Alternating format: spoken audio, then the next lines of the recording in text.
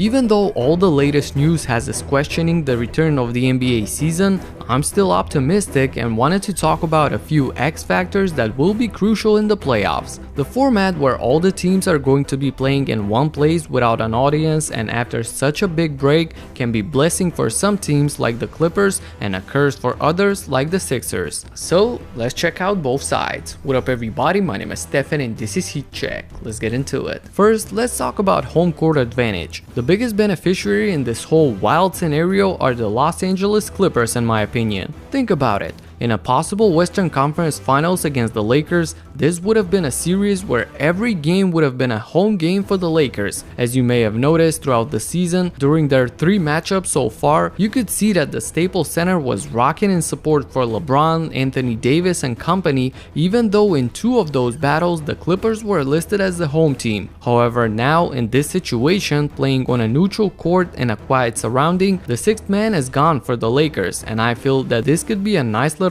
unintentional help for the all-time 2nd NBA team from LA.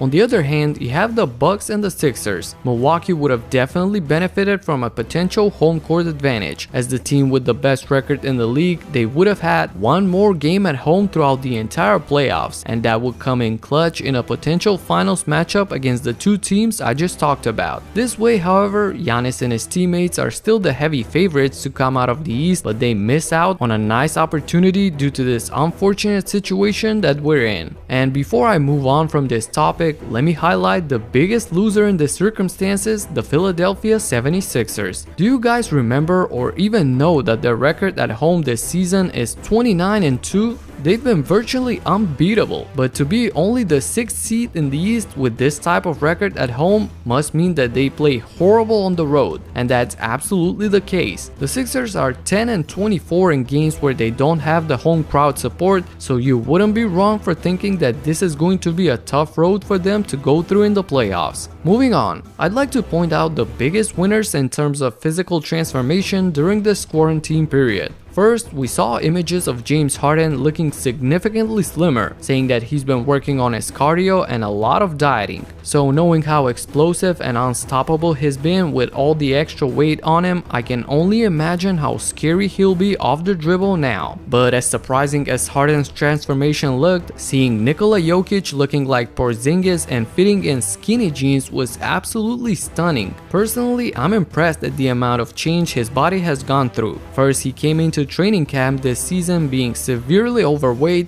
to now looking like this in just a few months. Although I do give him props for losing all the weight, I'm not sure how that would translate on the court. He could be more mobile, sure, but at the same time, that wasn't a big part of Nikola's game, rather the bumping and banging under the basket. And it's going to be a lot more difficult to do that now, so it remains to be seen how he modifies his playing style and how far can Jokic take the Nuggets in the playoffs. And lastly, teams like the Pacers, for example, I'm sure are happy that they could give their franchise player some more time to recover from his injury. Victor Oladipo came back in January after the knee injury he suffered last season, but admittedly he didn't look good at all, lacking rhythm as you can see from his shooting percentages right here. He also sat out games in the middle of all that due to some minor problems that the knee was giving him. So let's see how Oladipo looks on the court with the extended rest that he's had. I also mentioned in a previous video that the Blazers are fortunate to get both Nurkic and Collins back, and the team is going to be at full strength as they try to make a run for the playoffs in this new format that I fully explain in detail. I'll link the video in the description. All in all, we can talk about winners and losers and who benefits and who doesn't, but the fact is that this is an entirely new and unseen territory and things are going to be the same for every team. So let's see who makes the most out of it and who comes out on top.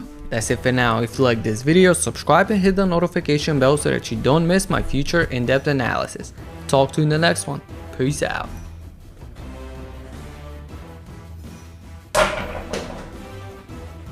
The bank is open, baby.